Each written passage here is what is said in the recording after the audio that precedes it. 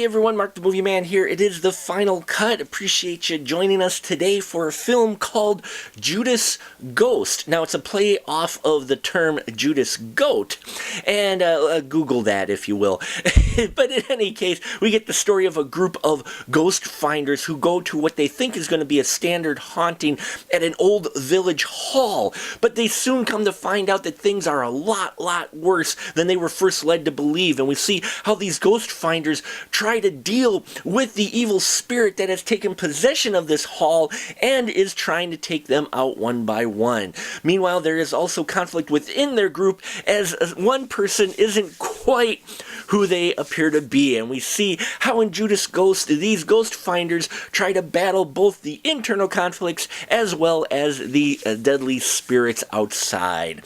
This is based off of a Simon R. Green's best-selling novel, book series, Ghost Finders. And ghost hauntings seem to be more and more prevalent now in the horror scene, and I'm okay with that as long as they're done well. And this one, I thought was done well. The performances in here were decent. Martin Delaney plays Jerry McKay in here, the head of the Ghost Finder group. Lucy Cuden plays Anna Gilmore, who is a psychic.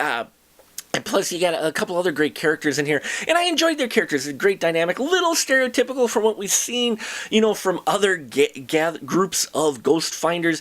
But this film just starts off right away and gets into the creepy things going on, and I that's what I got a kick out of. It does not shy away from those tropes. It's not like, oh no, maybe we shouldn't use this. Nah, it digs into them, and it uses them very well. It gets creative.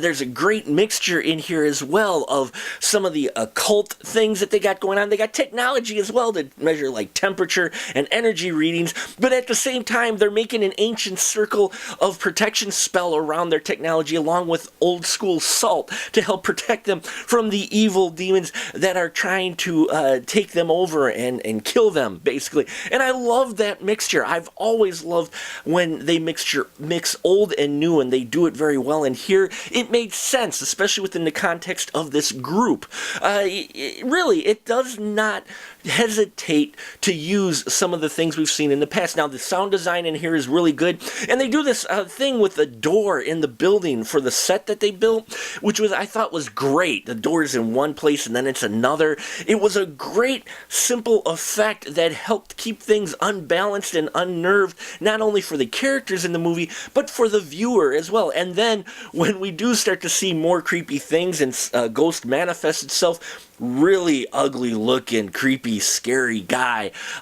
You make your skin crawl type of character.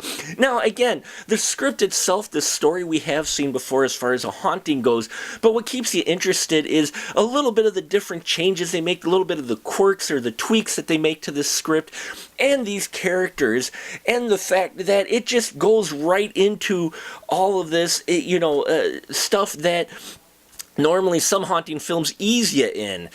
So, Judas Ghost, I think, is worth it if you're a big fan of the haunted house films, if you're a big fan of Ghost Finder series written by Simon Green. Now, this was directed by Simon Pierce.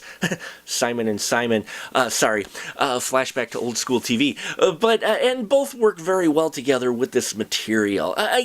Some people might find it a little cheesy if you're not into the haunted house story, but if you're a fan of things like The Conjuring, I think Judas Ghost should be on your list. Production value is high, performances are good, and things do get quite bloody near the end. And I did enjoy the story, though I did kind of predict a little bit of what was going to happen. So, on the whole, Judas Ghost is worth your time.